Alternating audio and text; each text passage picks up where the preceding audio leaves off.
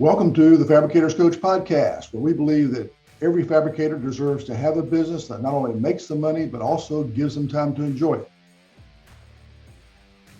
Well, welcome and happy Thursday. Welcome to another episode of the Fabricators Coach podcast.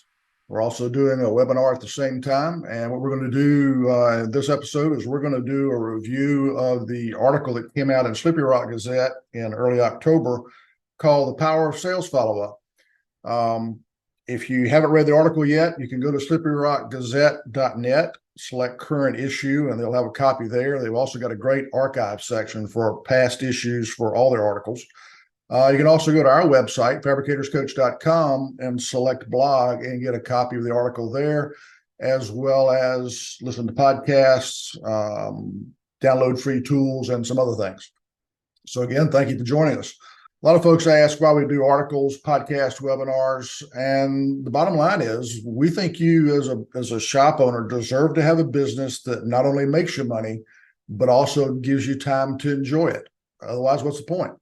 And what we do with the content of these articles, podcasts, and webinars is we're trying to give you some ideas for how to work on your business and not just work in your business all the time. That's really the key to moving forward, improving your business, making more profit, and at some point having something that helps you, that has some value that you can cash out and execute on your exit strategy at some point. So we're going to talk about this article, The Power of Sales Follow-Up. And one of the questions I like to ask folks a lot is, does these comments describe your sales team? First one is your salespeople don't respond to customer inquiries in a timely fashion.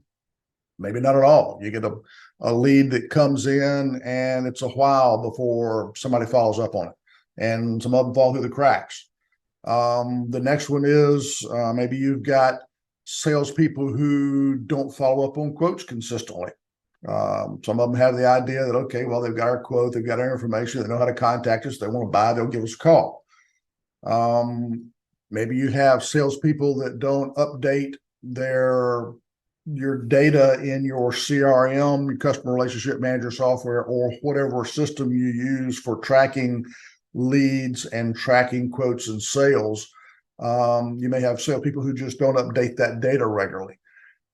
These are comments or these characteristics resemble your sales team, or if you are a party of one and you are the sales team and you struggle with these, then chances are you're really wasting some really expensive leads. The cost of acquiring leads continues to increase. I talked with several people in this industry that generate leads for fabricators, have done that in the past, and where you could generate a lead for, 20, 40, 50, 70 bucks, 12 to 18 months ago, those costs are substantially higher. They're running $75, $100, $125 per lead.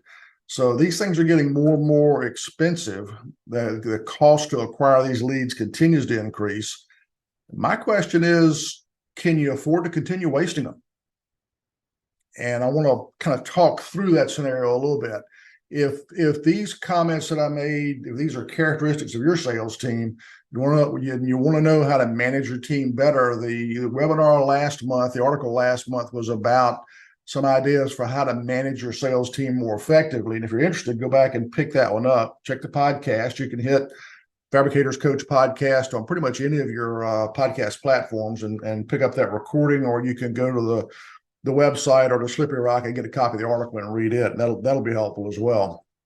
Let's look at what should be happening with following up on leads and with following up on quotes. I did some research both for this industry from folks who do this type of work for countertop fabricators, and also some general research for industry in general, just to kind of get some stats here and some ideas of what really should be happening. On the subject of the number of follow-up attempts, the information says that 2% of sales are made during first contact. So obviously you need a lot more contacts in order to get those sales, because you're probably closing higher than 2% of your contacts. And the data says that 80% of sales require at least 5 follow-ups, 5 times. What's interesting too is that about half of salespeople give up after just 1 follow-up attempt. They call, they can't get an answer, customer hasn't decided, they send an email, don't get a response, they move on to the next one. Very common.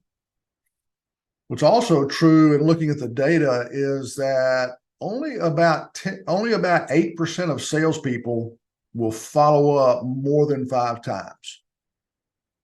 When I think about the sales teams that I've seen, when I've been in companies that have had more than 1 or 2 salespeople, usually there's about 10% of those teams, 10% of those people that are really high performers. And we tend to think of high-performing salespeople as the folks who have the great gift of gab, great product knowledge, lots of contacts, that kind of thing.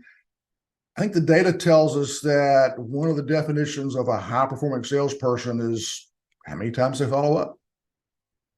And again, the data says that only about 8% of salespeople follow up more than 5 times. So when it comes to follow-up attempts, the answer is definitely more than 1. And the data says it's probably 5 and up. The next topic I looked at was the timing of the follow-up attempts. What impact does time and aging of these things have? You know, we're not in the business of making fine bourbon that needs to age for 10, 15 years to really get a good flavor to it. The countertops don't get better with age, and these customer leads and quotes don't get better with age either. In fact, following up within the first 5 minutes of receiving a lead means that you are 10 to 20 times more likely to make contact. 10 to 20 times. And that's to follow up within the first 5 minutes. And after 5 minutes, the odds of connecting drop 80%. So contrary to, again, fine wine, fine cheese, fine bourbon that gets better with age, your contacts, your sales leads, those prospects age out very, very quickly. So within the first 5 minutes, you're 10 to 20 times more likely to get contact. After 5 minutes, those odds drop 80% and they get worse from there. Data also shows us that 30 to 50% of sales go to the vendor that responds first. You think about somebody who's scrolling on Facebook or Instagram, they're looking for countertops, they're planning their kitchen renovation or their new home construction or whatever. They reach out to several. They're reaching out to the companies that they think they might want to do business with. They get more impressed when they get a quick professional response. And so that time, that vendor that gets there first has 30 to 50% chance of getting that sale. Whereas if you're second, third, or later, those odds go down quite a bit. What I wanted to do, a lot of us have heard this data. We've heard it in bits and pieces, maybe not pulled together like I've done here all in one spot. What I wanted to do with the article and with this podcast was just to kind of walk through and say, okay, what's that mean in terms of dollars and cents? A lot of follow-up, doing it quickly, having a follow-up routine. That's something a lot of us don't do in this industry. We're a young industry. We're still learning a lot of things compared to other industries.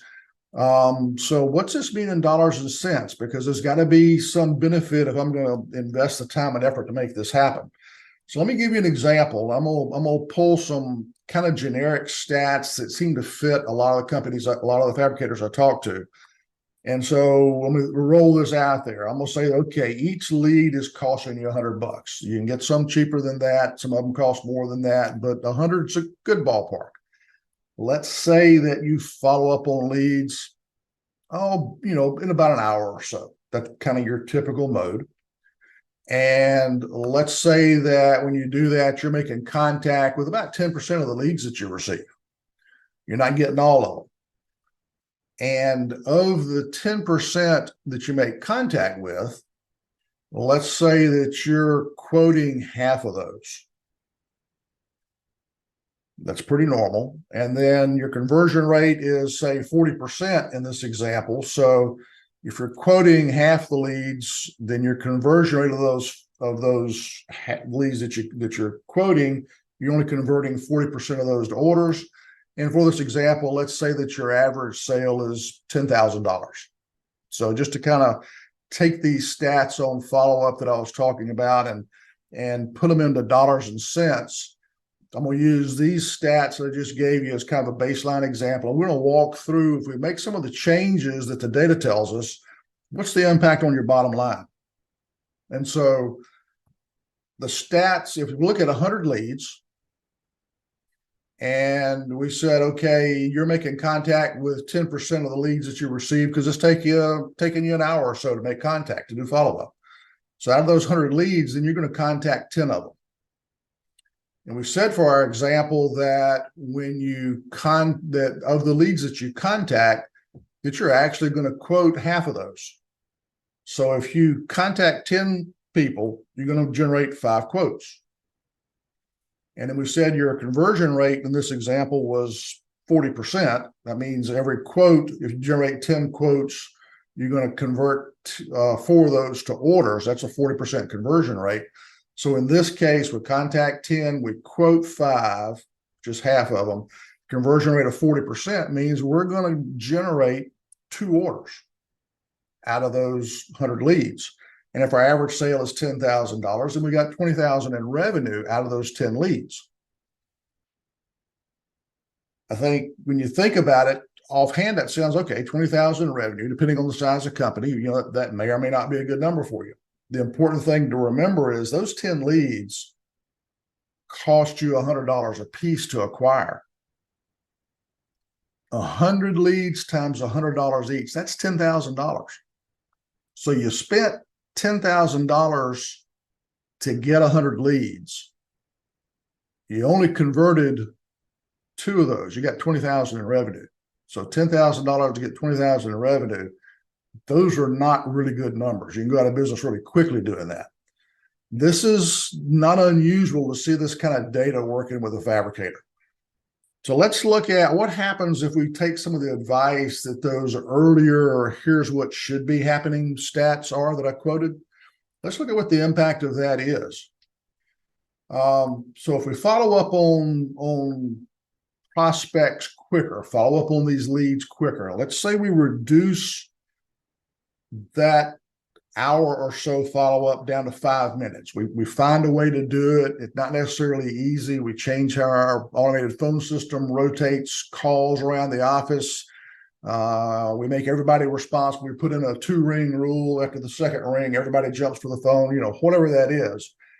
We said the stats said that if you follow up within 10 minutes, within 5 minutes on a lead, that you are 10 to 20 times more likely to make contact. So what I'm going to do is say, okay, let's be conservative and say we're only 4 times more likely. We said that when you followed up within 60 minutes in our baseline example, you made contact with 10 out of 100. So we're going to say 4 times more likely. So now we're going to make contact with 40 leads. And that's the only change we make, is just follow up more quickly within 5 minutes. Out of those 100 prospects, we make contact with 40. And since we're converting half of those contacts into quotes, that means we're going to generate 20 quotes. And we said that when we generate a quote, we have a conversion rate of 40%. So 40% of 20 is 8 orders. So by following up more quickly, we went from 2 orders out of 100 leads, generating 20,000 in sales, to 8 orders out of those same 100 leads. And now we've got $80,000 in sales. Your lead cost is still $10,000. So for a difference, an improvement of $60,000, whether this is weekly if you're a large shop, or monthly, or once every 2 or 3 months if you're a smaller shop, is it worth $60,000 per 100 leads to find a way to respond to every inquiry within 5 minutes or less? And when I ask that question of fab shop owners, the general answer is yes. And we start figuring out, okay, how do you do that? So one aspect of this power of sales follow-up is that we want to follow up very quickly when somebody sends an inquiry, a phone call, leaves a voicemail because we couldn't answer the phone, or they send an email, fill out a form on our website, an inquiry through social media, whatever that is. If we'll just follow up more quickly, do it in about 5 minutes, we can start to multiply the revenue that we get out of the existing leads that are already coming in. So that's one aspect, is just the time aspect. So let's look at what happens to these quotes. We had a 40% conversion rate earlier. Let's say that in our baseline example, we said we followed up once and that was pretty much it. And that's pretty typical for a lot of salespeople, and it's typical in this industry. Let's say we increase that follow-up after a quote from 1 attempt to at least 5 attempts. We said earlier in our stats that based on our research that 80% of sales require 5 or more follow-ups. So let's say we do that. We've still got those 40 leads we make contact with 40 leads out of those 100 inquiries that we got, because we're following up within 5 minutes. We're still generating that same 20 quotes from the example we had a minute or so ago. And as I'm going through these numbers, I'm thinking, okay, if you're listening, this gets to be hard to follow. It'd be really good if you had a copy of the article to look at, because I've got this same data in the article. A little easier to follow when it's written down. But the value of following up more frequently on quotes is it improves your conversion rate, the conversion from a quote to an order. So let's say in this case that we're still contacting 40 leads, we generate 20 quotes, but instead of a 40% conversion rate, now we're going to double it. And instead of getting 8 orders out of those 20 quotes, now we're going to get 16. So that means our revenue goes from $80,000 to $160,000, and our lead cost is still $10,000. And so now we're looking at a change just by following up more quickly on contacts that come in, opportunities to talk to prospects, and then following up more frequently after we generate a quote. We're looking at taking 100 leads that would normally generate $20,000 in revenue, and those same 100 leads could generate upwards of $160,000 in revenue, the same number of leads. So the question, a rhetorical question, if you will, is it worth your time to figure out how to follow up on leads quicker and to make more follow-up attempts on quotes? And again, when I ask this question and run through this data using a fab shop owner's own data, it's not always exactly the same as this. Your mileage may vary, but the answer is always, yeah, it's worth a heck of a lot of money to figure out how to follow up more quickly and how to follow up more frequently. Now, one of the things that folks will ask me a lot of times in following up is what's a good, how do we do follow-ups? If I'm going to follow up more than once, I'm going to follow up 5 times. Is that 5 phone calls? Is that, is that emails? What is it? And so what I outlined in the article is just kind of a rough example of something that may work. And I'm going to review it real quick. And I'm not recommending you follow this specific sequence, but I am strongly recommending that you develop a sequence that is something like this. And what I've got in the article is I show how over 25 days, what a touch of 11 touches in those 25 days might look like. Would start off day 0 is the quote. Day 1 is a phone call, and if you don't get them, a voicemail. And then the next day is an email. And then 2 days later, day 4 is a text. And then 3 days later, day 7 is an email. Day 10 is a text. And you keep randomly rotating phone calls, emails, texts. You can incorporate social media messaging, all those kind of things work in there. The idea is that you have a structure. As the sales manager, as the shop owner, you define what that structure looks like. And the last contact in the event that you don't convert this or you don't make contact and those things don't happen, then at some point you got to draw a line and say, okay, it's time to break up. And so you're going to have a breakup conversation with the customer, or you're going to leave them a breakup voicemail. Basically, look, we've enjoyed talking to you, and sorry we weren't able to meet your needs. If we want to do something different in the future, please give us a call. But at this point, we're going to go ahead and close your file. And thank you for your business, and have a great day. And that brings up another point. One is, what kind of voicemail do you want your salespeople to leave? Ms. Smith, this is Ed. I gave you a quote yesterday. I hadn't heard back from you. If you guys decide you want to buy this countertop, give me a call. Is that what you want, or do you want something a little more professional? And the point here is thinking through, what do you want this content to look like? And then the next point is, how do you get your salespeople to do this consistently? And the answer to that is practice, practice, practice. There's a lot of football going on right now. It's fall as we're recording this. Stop and think about the typical starting football player, pros, college, whatever. The game's 60 minutes long, let's say, and you don't play, the players don't play both offense and defense. It's one or the other. So let's say you're playing defense. And so you're probably going to, the defense is on the field half the time, 30 minutes. Well, even if you're a starter, you're not playing every snap. So your playing time may be 20 minutes, 15, 20, 25 minutes in a game. So that's how much time they'll play on game day. How much time did they spend the prior week preparing to play that 20 minutes? How many hours, how many days, how much film did they watch? How much practice did they run through? How much physical conditioning did they run through? And then stop and think about your salespeople. When do they get to practice? And what's that practice look like?